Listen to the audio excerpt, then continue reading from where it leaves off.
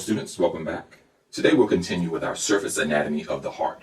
In this lecture, we'll describe the function of some of these surface features. For the purposes of the next few lectures, we'll divide the exterior heart into two regions. The first region will include the great vessels and their features, and the second region will include the muscular portion of the heart. Shown here are the great vessels of the heart and the features of the heart associated with them. And shown here is the muscular portion of the heart with the internal blood vessels which service it. For this lecture, we'll describe the function of the great vessels of the heart and the features of the great vessels associated with them. Let's begin. Let's annotate the information we've stated so far. There are two major heart divisions, the great vessels and their features, and the muscular region with its own internal blood vessels.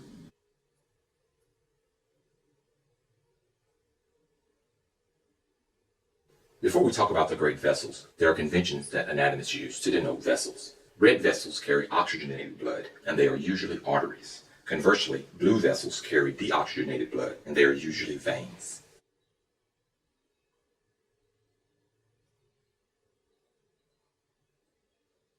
In this lecture, we'll use a shorthand to denote deoxygenated and oxygenated blood. For our oxygenated blood, we'll use an O2 plus symbol, and for our deoxygenated blood, we'll use an O2 minus symbol. Please remember that arteries are usually red and veins are usually blue. The heart pumps oxygenated blood to all the tissues of the body. That oxygen remains with the tissue and the deoxygenated blood returns to the heart. The main intake vessel for this blood is shown here, this large blue vessel here. The top portion carries deoxygenated blood from the upper part of the body, and the bottom portion carries deoxygenated blood from the lower parts of the body. And the lower vessel carries deoxygenated blood from the lower part of the body. These two vessels converge on the first major chamber of the heart.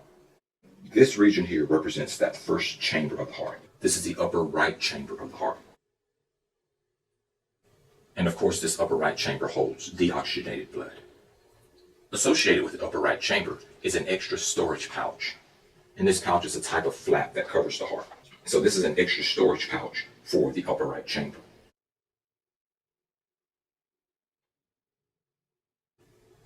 And of course, this extra storage pouch contains deoxygenated blood. Let's show the path of the deoxygenated blood thus far. From the upper right chamber, the blood enters the muscular portion of the heart and exits through another great vessel. This great vessel then splits to carry the deoxygenated blood to the left lung and to the right lung.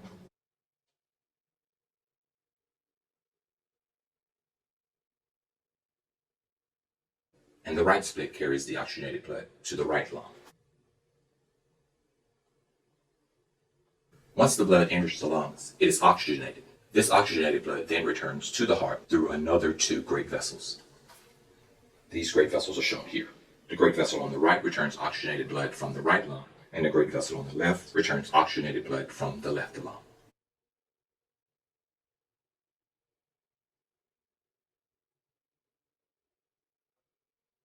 And the right vessel carries oxygenated blood from the right lung.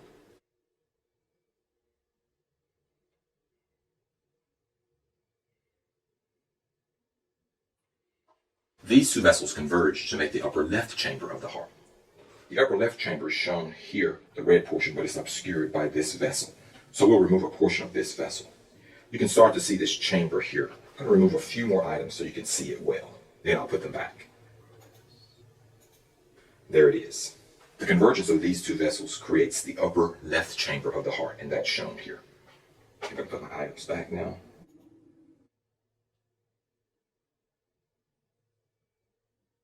And associated with this upper left chamber is an extra storage pouch or flap, and that flap is shown here. And of course, the upper left chamber and its associated flap contain oxygenated blood. From here, the oxygenated blood again enters the muscular portion of the heart. From here, our oxygenated blood exits the heart through our last great vessel. That vessel is shown here. And from this great vessel, oxygenated blood is carried to all the tissues of the body.